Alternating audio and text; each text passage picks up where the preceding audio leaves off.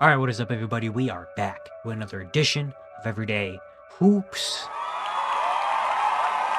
Hope you guys are having a good one. Today, we have episode 12 of season 3 of the Look In series, something I do at the end of each season, where I go back, look at the team season, see what the future holds, and look in to what this team is doing. Today's episode is on the Sacramento Kings.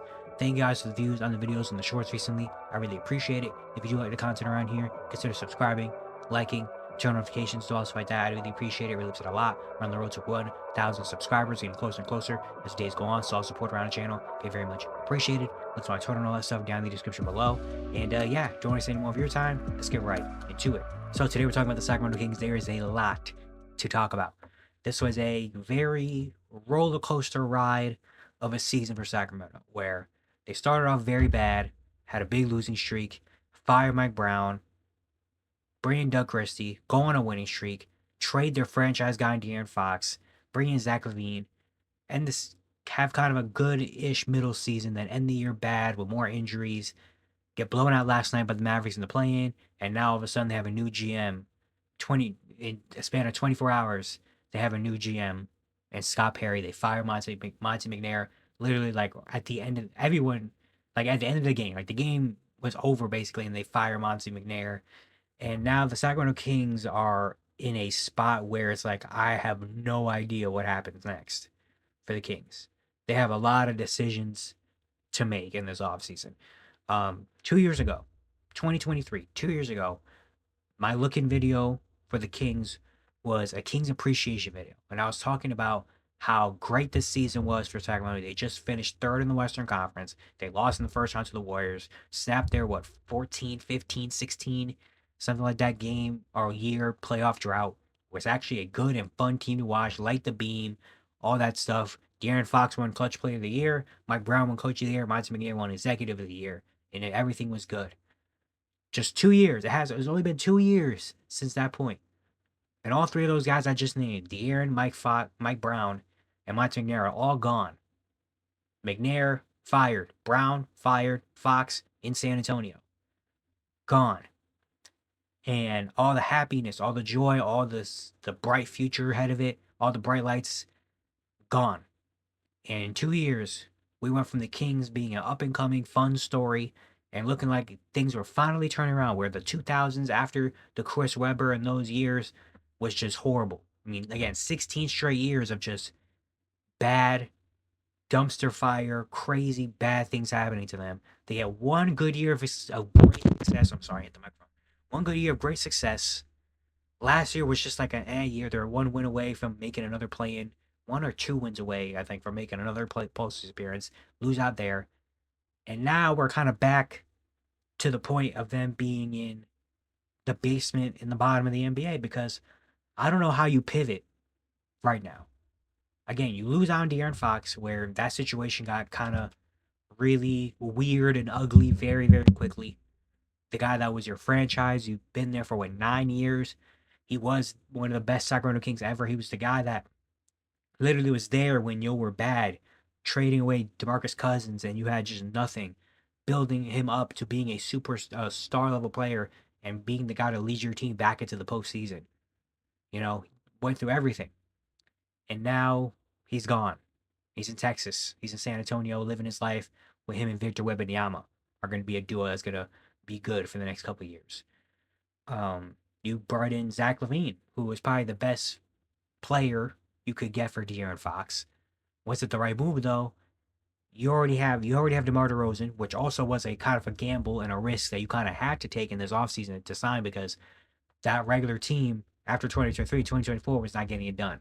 And they needed a big move. They needed something to happen just to boost this team. They thought DeMar DeRozan was the right piece. And even, honestly, you can go back. I was honestly a fan of this move.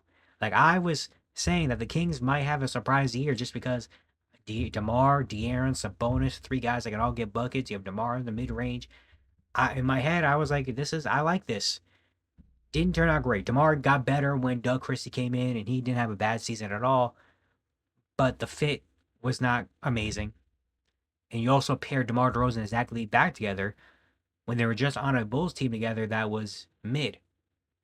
And yeah, and now you have Domantas Sabonis, who was really good, like 19, 14, and 6. Really good player. And now there's conversations about him potentially, leaving. They say he's going to discuss his future with Sacramento this offseason. Today, I think it just came out. They asked him, like, what do you think this team needs? They say, we need a point guard. When you already traded De'Aaron Fox. So I don't know if that was a shot to De'Aaron Fox or what that was. Sabonis right now has a couple years left in his deal. He'll be eligible for an extension next offseason, not this upcoming offseason, next offseason. He's going to pay 43 mil next year, then 46, then 49 in 2028. You also have a lot of money tied to this team. You also have Malik Monk. You have Keegan Murray, who is kind of growth hasn't really shown. He's honestly probably even gotten worse since he started off. Um, your bench is not really existent. Keon Ellis is a really good piece of this team. Valanciunas, I guess, is decent for what you got, but after that, you have to trade away Kevin Huerter. Devin Carter could be something decent from you, even though he missed a lot of his rookie season. And yeah, you don't really have a bench or a young guy that you look at and you're like, at least with like I just talked about the Bulls. That was my last video I did, and at least the Bulls have Montas Buzelis. That's like 11th overall pick, was a highly regarded prospect, has shown something. The Kings don't really have that right now. Their young prospect is Keegan Murray, who's already about to be 4 years in the league, and has kind of gotten worse and been on a decline with a lesser and lesser role since his career started. So I don't know what you do there. You're going to this offseason with Zach, DeMar, Sabonis, Keegan, Malik as your guys, as your starting five, which can put up a lot of points. They cannot stop anyone on the defensive end. And you have so much money. Look at the money they have tied into next year on the payroll, 2026. Zach LaVine's getting paid 47.4. Domantas Sabonis is getting paid 43.6. DeMar DeRozan's getting paid 24.7. Malik Monk's getting paid 18.7. Valanciunas is still on the books, getting paid 10 million. And King Murray is only getting paid 11 mil for next year, but he's eligible for next rookie extension this offseason. And you're gonna have to give him some decent amount of money. So this team is about to have, what is this? What is it? 47 plus 43 is what? That's 90, 104, about $140 million tied into this team that just lost to the Dallas Mavericks with Anthony Davis on one leg and Klay Thompson in a playing game with no Kyrie. So I don't know what to do. What do you do next? Some draft capital. You're not even gonna have a first round pick this year, unless you have to hope and pray that you're pulling Derrick Rose, Bulls, or whatever, where you jump because your pick is top 12 projected. Right now it's projected 14th. That pick's going to Atlanta with the Kevin Huerter trade, who is not even on the team anymore. So you don't have a first round pick this year.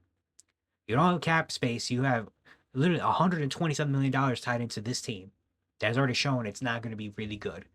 There's no young star you could pivot to and be like, all right, we're giving the keys to Keegan Murray. No. The trade market, what are you really getting for DeMar DeRozan, Zach LaVine, or even Sabonis? Sabonis is the best asset you probably have.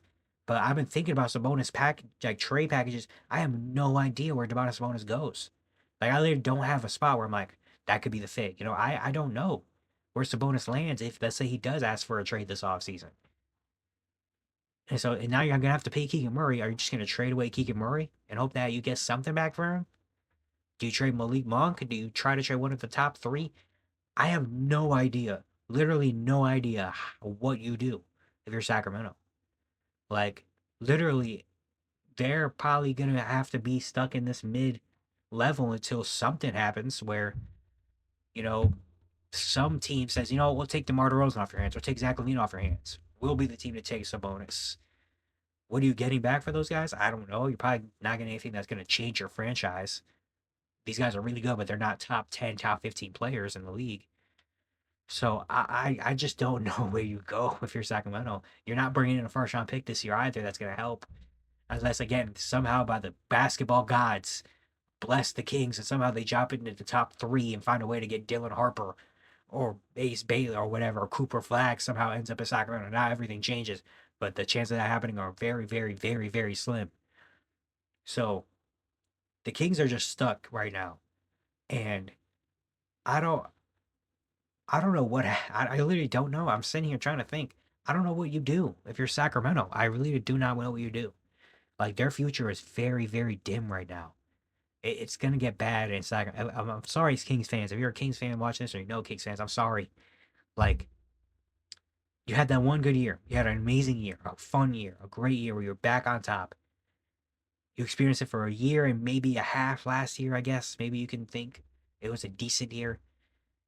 And now we're going back into the Dark Ages, part two. But this time, instead of having DeMarcus Cousins and just whatever around him, it's going to be Zach LaVine, DeMar DeRozan again, and Demonis Sabonis. Maybe that's what you're going to have. Better, I guess, more players on your team, but still kind of in that same realm of like we're not horrible. We're just kind of like we're gonna win 35, 36 games, and we're just gonna be kind of okay with some decent players that might make an All-Star team. So yeah, I don't know how you pivot from here for Sacramento.